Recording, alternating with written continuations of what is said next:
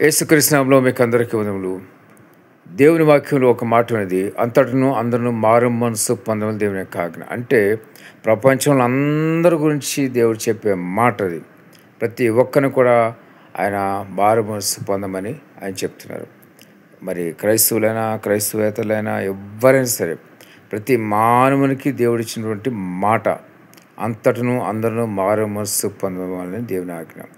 మారు మనసు అంటే మనసు మార్పు చెందడం, మార్చుకోవడం. మనసును మనంతటా మనం మార్చుకోం. కొన్ని అలవాట్లు మీరు మార్చుకోవచ్చేమో కానీ మనసును మార్చడం ఎవరి తరం కూడా కాదు.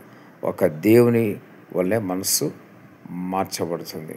అది యేసుక్రీస్తు, ఆయన ద్వారానే మరి మనసు మార్చబడుతుంది. ఇక్కడ ప్రతి ఒక్కరు కూడా జ్ఞాపకం చేసుకోండి, మీకు మనసు మారాలంటే మొదటగా మీ పాపాన్ని దేవుని దగ్గర ఒప్పుకుని విడిచిపెట్టండి, పశ్చాత్తపడండి, చేసిన తప్పుని మీరు గ్రహించండి. అప్పుడు దేవుడు మీరు క్షమిస్తాడు. యేసుక్రీస్తు నిజమైన దేవుడు నమ్మండి. క్షమించుడికి అధికారం గల దేవుడు ఆయన. కాబట్టి మీ పాపాన్ని ఆయన మాత్రమే క్షమిస్తాడు తప్ప మరి ఎవరు కూడా క్షమించే అధికారం లేదు. అటువంటి వ్యక్తులు ఎవరు కూడా ఈ ప్రపంచంలో లేరు. కాబట్టి యేసుక్రీస్తు ద్వారానే పరలోక రాజ్యానికి వెళ్ళగలుగుతారు.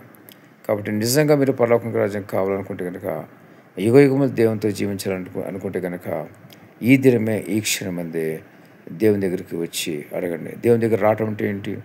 మీరు ఒక చోట మీకు ఇంట్లో ఒక రూమ్లో కూర్చుని ప్రార్థన చేయండి. ఏకాంతంగా కూర్చుని ప్రార్థన చేయండి. ప్రార్థన ప్రారంభించండి. ప్రభువాన్ని అడగండి, ప్రభువాన్ని మొదలుపెట్టండి. ఆ తర్వాత దేవుని ఆత్మ మీ పైన ఉంటుంది.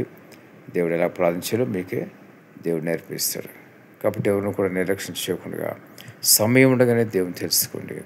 ఆయన రెండవ రాకడ వచ్చిన తర్వాత సిద్ధంగా ఉన్న వాళ్ళందరూ వెళ్ళిపోతారు. అప్పటికి సిద్ధంగా లేని ఇంకా విడిచిపెట్టబడతారు. కాబట్టి ప్రతి ఒక్కరు జ్ఞాపకం చేసుకోండి. సమయం మించిపోకముందే మీరు దేవుని దగ్గరికి వచ్చి రక్షణ మారుమనసు పొందండి. ఆయన పరలోక రాజ్యానికి మిమ్మల్ని తీసుకుంటాడు. యుగములు అక్కడ జీవిస్తాడు. లేకపోతే నిత్య నరకాగ్నికి వెళ్ళిపోతారు. ఇక ఎవరైతే పరలోక రాజ్యానికి వెళ్ళరో వాళ్ళు వెళ్ళేది ఒక మార్గం ఏంటంటే నరకానికి వెళ్ళిపోయే మార్గం. కాబట్టి ప్రతి ఒక్కరు గ్రహించండి. దేవుడి మాటలు మీద ఆశ్రయించిన గాక. ఆమేన్.